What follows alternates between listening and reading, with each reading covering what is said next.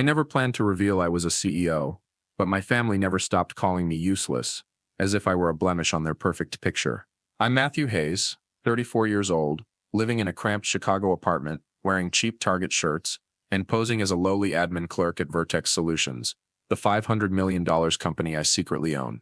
Every taunt from my mom, Carolyn Walsh, my dad, George Ramsey, or my younger brother Brandon Cole, cuts like a small knife into the pride I've buried deep for years. They view me, the guy who turned down a Harvard scholarship to forge his own path, as a loser, someone who could never match Brandon, their pride and joy. I've learned to smile through their sarcasm, staying silent about my 2 MBAs, my PhD in business strategy, and the financial empire I built from sleepless nights. But deep inside, I know the truth I'm hiding isn't just about money or power, it's about my worth, something my family has never recognized. Today at the family barbecue in Wilmette, I'm not here to boast. I'm here to watch, to see how far they'll go in tearing me down before everything changes forever. The Ramsey family's annual barbecue is buzzing on a late summer afternoon in 2024, in my parents' backyard in Wilmette, Illinois, a few miles north of Chicago. The lawn is meticulously trimmed, the air heavy, with the scent of grilled burgers and hot dogs under a warm 75-degree Fahrenheit sky. Paper-covered tables are laden with food, mashed potatoes, corn salad, slider buns, next to red Solo cups in the hands of relatives and friends. The middle-class American atmosphere hums with laughter, but I feel the sting of judgmental glances sliding my way. Carolyn, 55, stands by the food table, bragging to my Aunt Judy Baxter about Brandon, 30, who just got promoted in Vertex Solutions' marketing department. Brandon's the pride of the family, she says, her voice dripping with pride, but her eyes flick to me with a trace of disappointment. And Matthew's still doing admin work, right, dude? I set down a store-bought potato salad, offering a faint smile. Yeah, Mom. I'm deliberately dressed in a plain cotton shirt and jeans, looking every bit the nobody clerk they think I am. At 34, I've mastered the art of fading into the background, but in my mind, I'm reliving the late nights building my investment firm.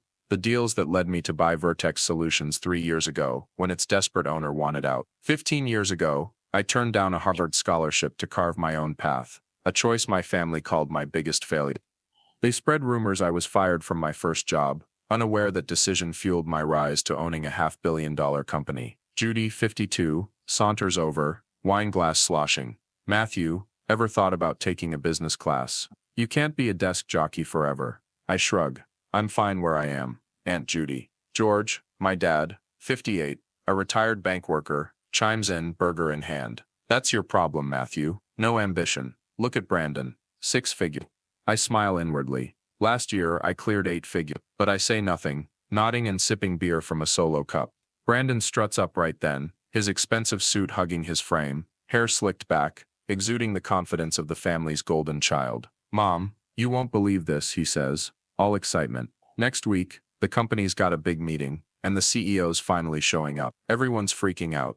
I nearly laugh. I'm that CEO, and I've decided to go public next week, after 3 years of running things through proxies and virtual calls. But I stay quiet, letting Brandon play his role. Megan Vaughn, 28, Brandon's girlfriend, and a social media influencer, stands nearly piling on with a mocking tone. Matthew, you getting an invite to that, or are you too busy scheduling the boss's calendar from your little desk? The crowd chuckles, and I just smile, letting them think I'm harmless. But each jab fuels a fire I've kept buried for years. I think back to my grandfather's watch, a family heirloom I was denied, because I wasn't worthy. Last year, I quietly bought it back at a Chicago auction, but I also think of Abby Dunn, my 20-year-old cousin, the only one who's never looked down on me. I've been secretly paying her college tuition for 2 years, a small act that keeps me tied to this family, even if they don't know it. Those memories hurt, but I remind myself why I live simply, to avoid their demands, their scrutiny, and to prove my worth without their approval.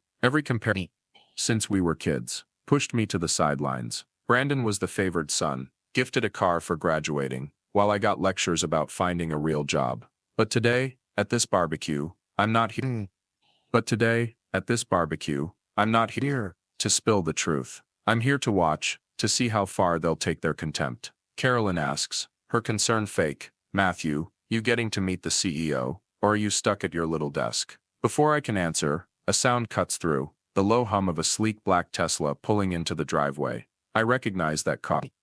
It's Nathan Pierce, my college friend and Brandon's direct boss at Vertex Solutions. My heart skips. He's one of the few who knows my real identity, and his arrival could unravel the facade I've built for 3 years. Nathan steps out, sharp and pricey weekend clothes, flashing a friendly but confident grin. Brandon mutters, "What's this about?" and fixes his hair. Clearly rattled by his boss's surprise visit, Megan whispers to him, "Why's your boss here?" Nathan scans the crowd, and his eyes land on me. "Mr. Hayes," he calls out, his voice booming with respect across the backyard. "Didn't expect to see you here." The world freezes. Judy's salad plate crashes to the ground, shattering. George stands rigid, his burger nearly dropping. Carolyn grips her wine glass, her face pale. I take a deep breath, adjust my shirt, and step forward to greet Nathan, keeping my voice steady. "Hey Nathan, welcome to the family barbecue." But I know, in this moment, everything's about to change forever.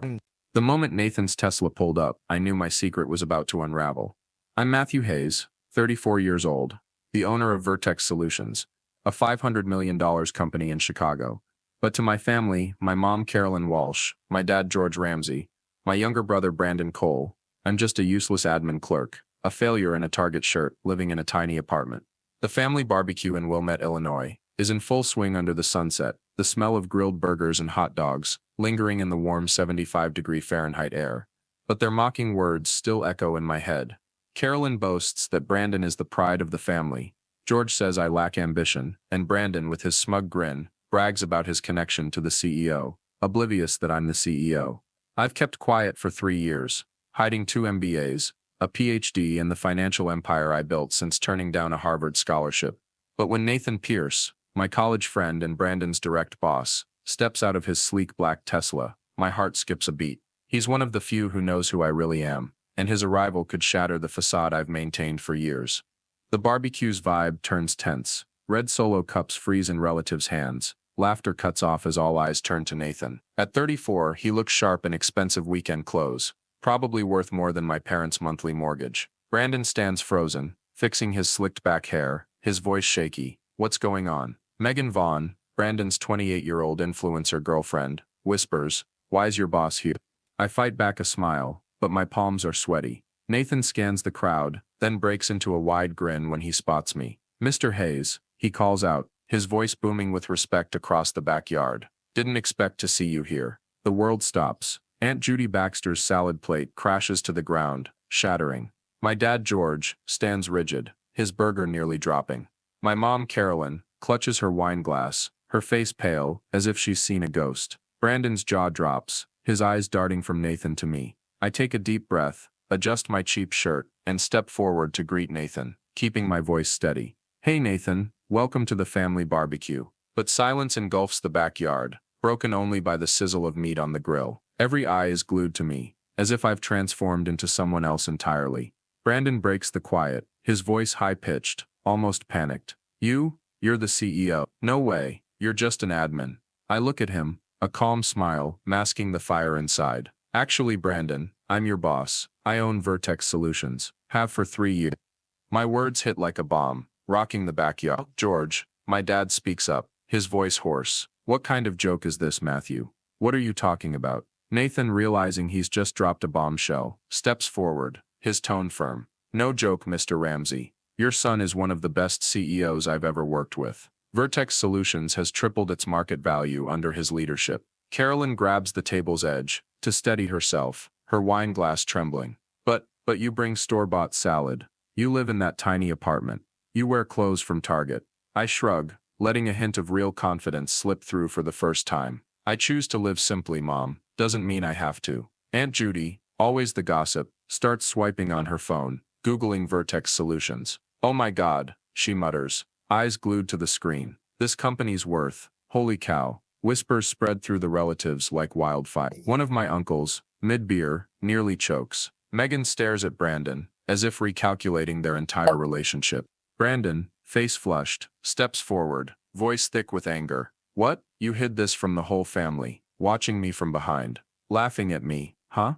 I meet his eyes, my voice calm but sharp. "No, Brandon, I've been running a company. Your performance reviews, promotions and raises were all based on work, or lack of it." I pause, letting it sink in, including the times you took credit for your team's work. The crowd goes quiet, but I know they all remember Brandon's habit. Since we were kids, he's claimed others' achievements, from school projects to company campaigns. Megan blushes, clearly aware of her boyfriend's flaw. George shakes his head, still in denial. Matthew, how's this possible? You can't even pick out clothes in the morning. His words sting, but I'm used to it.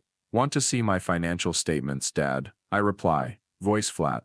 Or the company's quarterly reports. Aunt Judy's probably found plenty of articles by now. Sure enough, Judy looks up, face pale. Vertex Solutions. It's studied in business schools. Carolyn, finally finding her voice, whispers, but why didn't you tell us, Matthew? Why pretend to be less? I look around, at my mom, Dad, Brandon, the stunned relatives. Would you have believed me? I ask, voice low. When I turned down Harvard, you said I got kicked out. When I moved to a small apartment to save for acquisitions, you called me a failure. When I worked late building Vertex, you said I had no social life. Nathan, standing, looks uneasy, witnessing this personal moment. Maybe I should come back later, he says, but I raise a hand to stop him. No, stay, Nathan. It's time everything came out. I pull an envelope from my bag and hand it to my dad. This is for you and Mom. George opens it, hands shaking, and finds the deed showing their mortgage paid off. This house, the stage of so many barbecues, where I was belittled. Consider it repayment for all the investments this family never made in me. I say, my voice soft but cutting. Judy nearly chokes on her wine. Megan's eyes widen. Brandon steps back, like he's been slapped. Abby Dunn, my 20-year-old cousin, stands in the corner of the yard, watching with a look of quiet admiration. I've been paying her college tuition in secret, and now, I catch her subtle smile, as if she always knew I was more than the family thought. I turn to Brandon, my tone cold. And Brandon, I know you took credit for the Johnson campaign, from your assistant. We'll talk more at the office next week. The family erupts into arguments. Judy insists I'm obviously joking. Carolyn stammers, you can't be the CEO. You can't. George mutters about a scam, but I don't care anymore. I pull a small box from my pocket, open it, and show them my grandfather's watch, the heirloom I was denied for being unworthy. I bought it back, I say, voice low, because I decide my worth, not this family. Silence falls. I turn to Nathan, my tone shifting to the one I use in boardrooms. About that Morgan acquisition you mentioned. Let's discuss it over dinner. I know a great restaurant, not owned by any relatives. As Nathan and I walk to his Tesla, leaving my stunned family behind, I hear Carolyn's faint voice. But what about the barbecue? I turn back, eyeing the scattered paper plates, the forgotten salad. I think we're done here. I say, my voice firm. I've got a company to run. I smile, letting out the confidence I've hidden for you. Brandon, don't be late for next week's meeting. There'll be some organizational changes. As the car pulls away, I feel lighter. The secret's out, and now, I'm ready to face Brandon. Not as his brother, but as his boss. Brandon thought he could outmaneuver me, but I had the evidence to take him down. I'm Matthew Hayes, 34 years old, CEO of Vertex Solutions, a $500 million company in Chicago. And after last week's barbecue in Wilmette, where Nathan Pierce accidentally revealed my identity, my family, my mom Carolyn Walsh, my dad George Ramsey, and my younger brother Brandon Cole, crumbled under the truth. The mocking glances once aimed at me, the Target shirt-wearing admin nobody, have turned to shock and scheming. I hid my identity for 3 years, concealing 2 MBAs, a PhD, and the financial empire I built since turning down a Harvard scholarship. But now, sitting in my CEO office at Vertex Solutions headquarters in River North, Chicago, I'm no longer their useless son. I'm in a tailored suit, gazing at the city skyline, ready to face Brandon, not as his brother, but as his boss. A week after the barbecue, I'm on the top floor of Vertex Solutions, where floor-to-ceiling glass windows reflect the glow of River North skyscrapers. Gone are the Target shirts and unassuming facade. I'm myself, the man who tripled this company's market value. On my desk, I keep a framed photo of the company team at a recent charity event, not a family portrait where I was always sidelined. My phone buzzes nonstop with messages from relatives, Aunt Judy Baxter begging for a job for her son, and uncle pitching legal contracts. I tell security to turn them all away. My family called me useless for too long, now they want to cash in, but I don't play their game. Brandon's the biggest issue. After I called him out at the barbecue for stealing credit, he filed a discrimination complaint with HR, claiming I targeted him because we're related. I smiled when I heard, Brandon doesn't know I'm always fair in business. HR, unaware of our connection, launched a thorough investigation. Claire Nguyen, my 40-year-old assistant, Vietnamese American, and one of the few who knew my secret, had been gathering evidence for months. With her sharp dedication, Claire handed me a thick file. Brandon took credit for the Johnson campaign from his assistant, fudged expense reports, and copied ideas from competitors.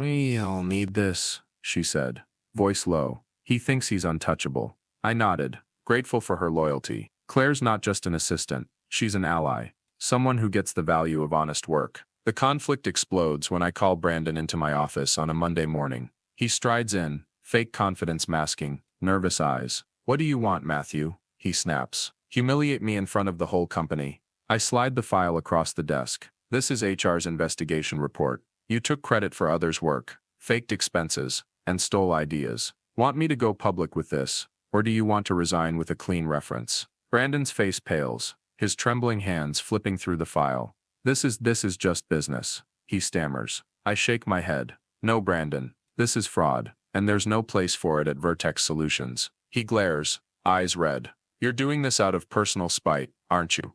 "Because the family loved me more," I reply, voice steady. "No, I'm doing this because this company runs on merit, not favoritism."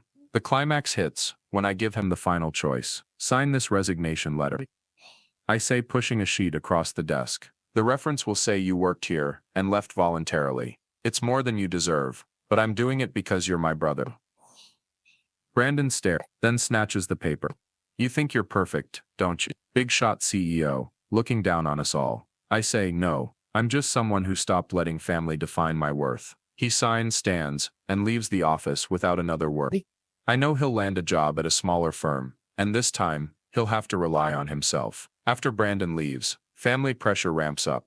Carolyn shows up at the office with homemade lunch, chicken sandwiches and mashed potatoes, trying to make up for years of neglect. "I don't know why you never told us," she says, setting a family photo on my desk. I take the lunch, but toss the photo in the trash after she leaves. George sends stacks of articles about Vertex Solutions, scribbling in the margins, "My son did this." I don't respond. Their belated praise can't erase the times they sat me at the kids' table during family gatherings. But one moment catches me off guard.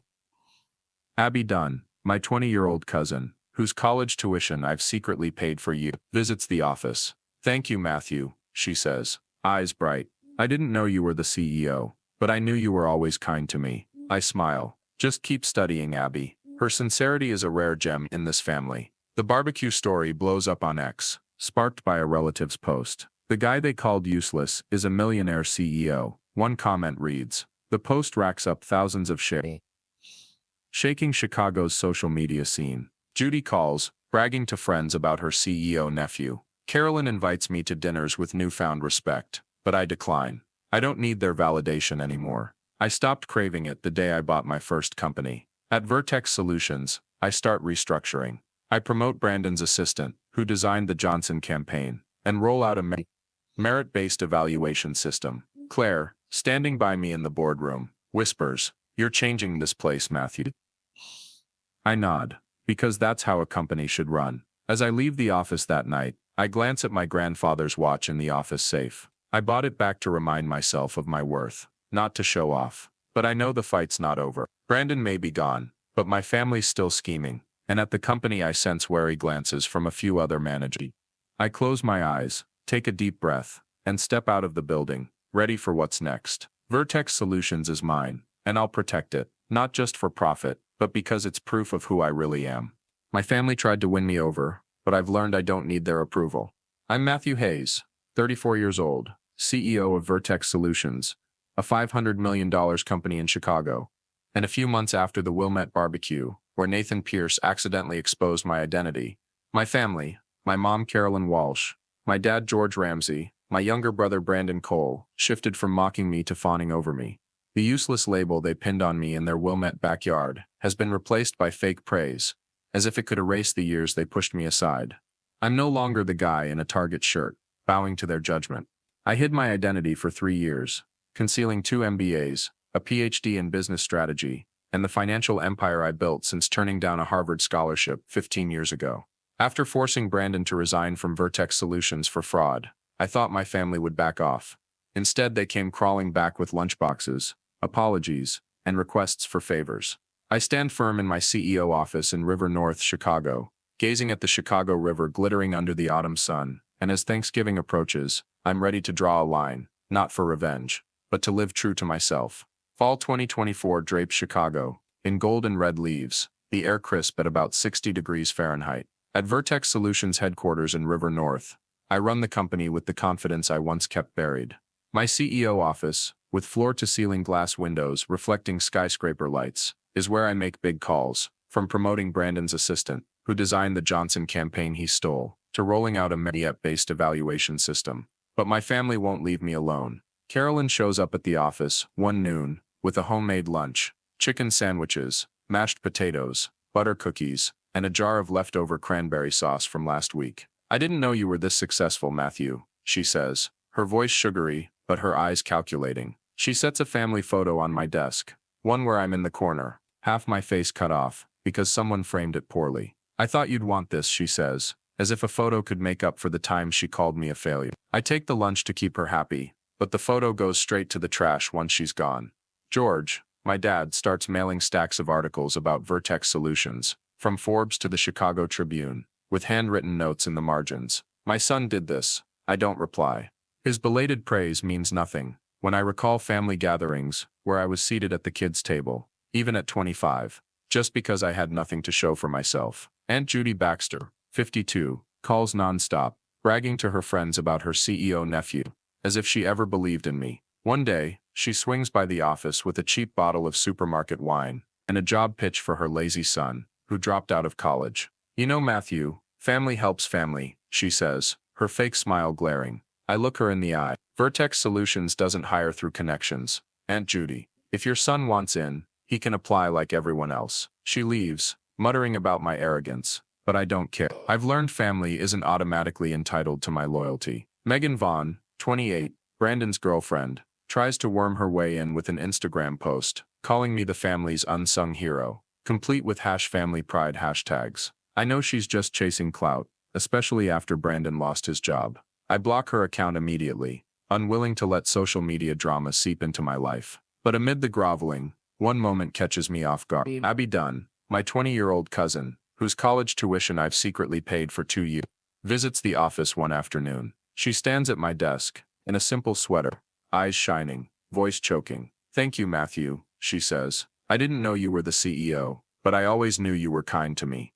Because of you, I can keep studying to become a doctor." I smile, a rare wave of relief washing over me. "Just keep working hard, Abby. That's all I want." Abby sits down, sharing her dream of working in a children's hospital, her late nights studying for top grades, and how she saves every penny to honor my help. "I thought no one in the family cared about me, except you," she says, eyes welling up. For the first time, I feel a real connection to my family, not through Carolyn, George, or Judy, but through Abby, the only one who never saw me as a failure. I promise to keep supporting her, but ask her to keep it quiet. "I don't need public thanks," I say. "This is between you and me." Abby nods, hugs me before leaving, and I realize my small act of kindness made a difference, not for show, but to remind me I can still believe in something good. Family pressure spikes as Thanksgiving nears. Carolyn calls, her voice syrupy. "Matthew, you have to come to Thanksgiving. The whole family wants to see you, our CEO." I agree to go, but not to reconcile. I want them to see I've changed, no longer the Matthew who bowed his head, but a man who defines his own worth. The dinner takes place at the Wilmette House, 15 miles north of Chicago, on a chilly late November afternoon, the air biting at 45 degrees Fahrenheit. The backyard is decked out with lanterns, and a long table draped in a white cloth, loaded with roasted turkey, pumpkin pie, marshmallow-topped sweet potatoes, and cranberry salad. The middle-class American vibe hums with laughter, but I sense tension as I walk in, dressed in a dark sweater and slacks, simple yet radiating confidence. Carolyn hugs me, whispering, "I'm proud of you," but I just nod, catching the calculation in her eyes. George claps my shoulder, announcing loudly, "My son, the big boss." I give a faint smile, knowing that they're performing for the relatives. Judy, wine glass in hand, stands mid-dinner and raises a toast. "To Matthew, CEO of Vertex Solutions, our family's new pride." The crowd claps, but I raise a hand, silencing them. "Thanks, Aunt Judy. I say, my voice low but sharp. But I don't need this family's approval. I never have. The room goes dead silent, only the crackle of the corner fireplace breaking the stillness. I pull out my phone, opening the X post about the barbecue, now with over 50,000 shares and thousands of comments. I reposted this today, I say, scanning the table, with the full truth. About how this family called me useless, how you mocked me, until you learned I was the CEO. The public knows it all now. Carolyn's face goes pale, her wine glass crashing onto the table, shattering. George muttered, "Why would you do that, Matthew?" I reply, calm but firm. Because the truth matters more than the family image. You said I wasn't worthy of Grandpa's watch, Mom. You said I lacked ambition, Dad. Judy told me to take a business class, but I built a $500 million company, and I don't need anyone to tell me who I am. I pull the watch from my pocket and slip it onto my wrist. I bought it back, because I decide my worth. The family faces public humiliation. The X post spreads across Chicago, with comments like "the useless guy's a millionaire" and "this family owes him an apology." Judy storms out early, muttering about betrayal. Carolyn sobs, begging me to delete the post. But I... Fool!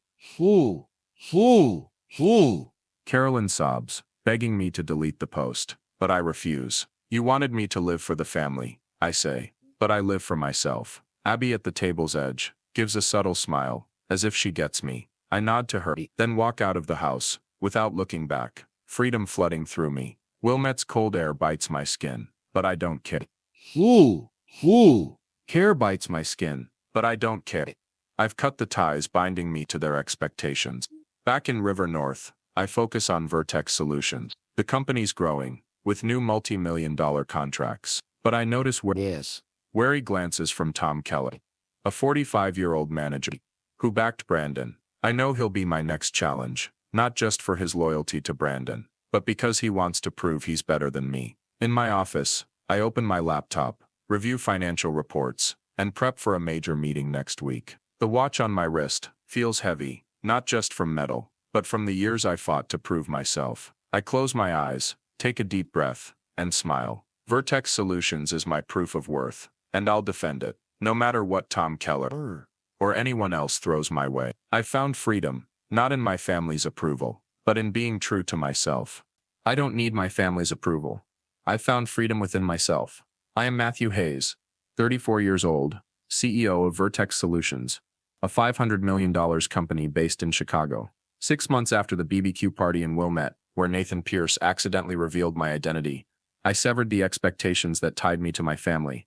The mocking, useless comments from my mother, Carolyn Walsh, my father, George Ramsey, and my brother, Brandon Cole, are now just faded memories.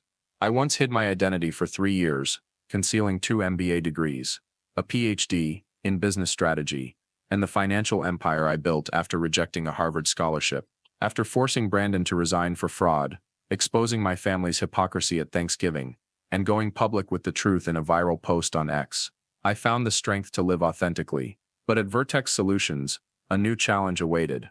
Tom Keller, a 45-year-old manager who once supported Brandon, was plotting to challenge my authority. Standing in my CEO office in River North, Chicago, overlooking the city skyline, I knew this battle was not just about the company, but about defending my true self. Spring 2025, Chicago glowed with sunlight and a cool breeze around 65 degrees Fahrenheit.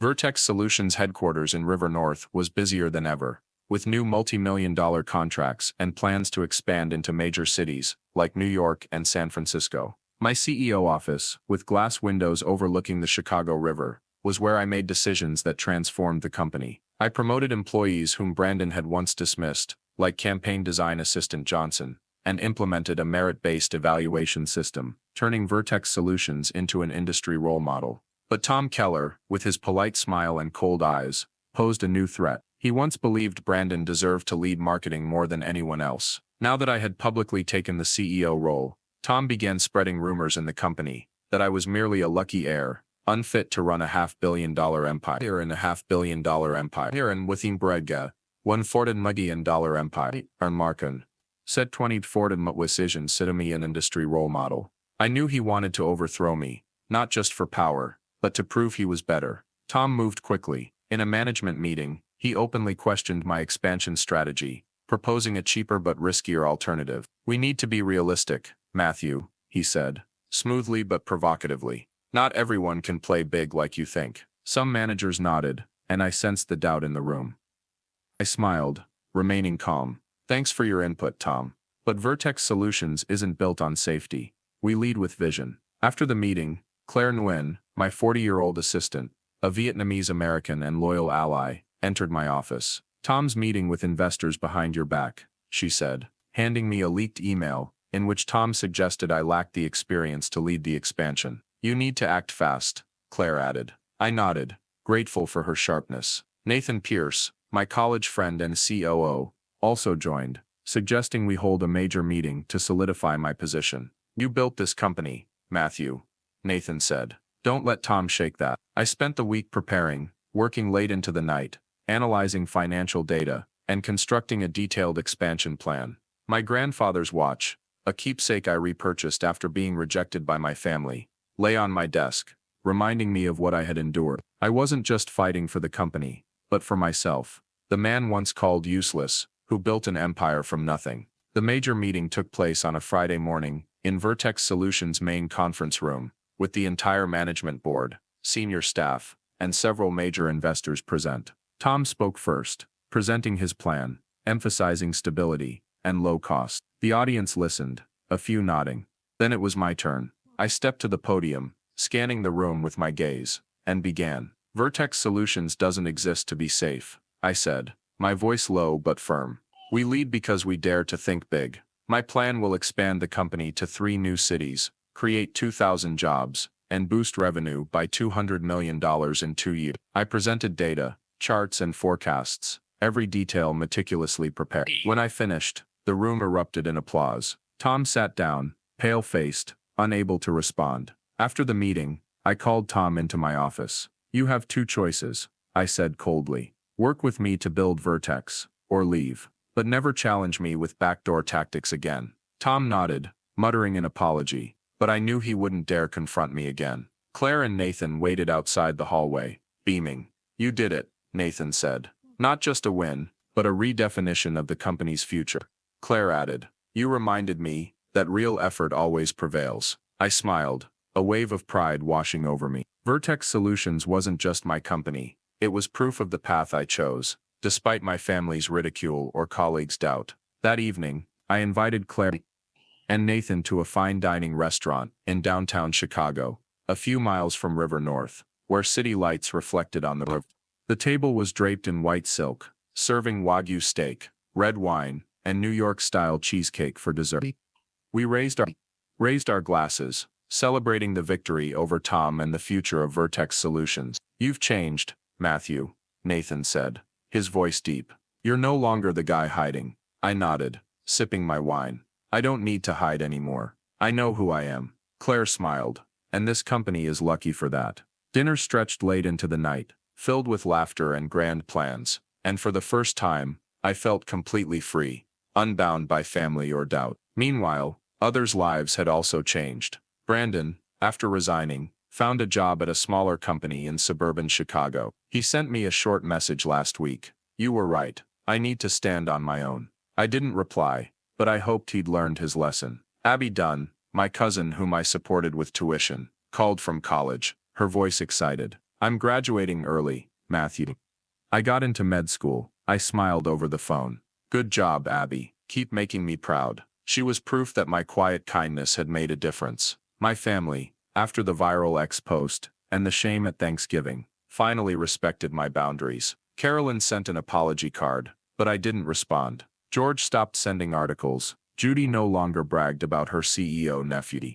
They'd learned I didn't live to please them. One evening, I stood in my office, gazing at Chicago sparkling under the lights. My grandfather's watch on my wrist felt heavy, not just from metal, but from the years I fought to prove myself. I thought about my journey, from the insults at the BBQ, to exposing Brandon, rejecting my family, and now defeating Tom Keller.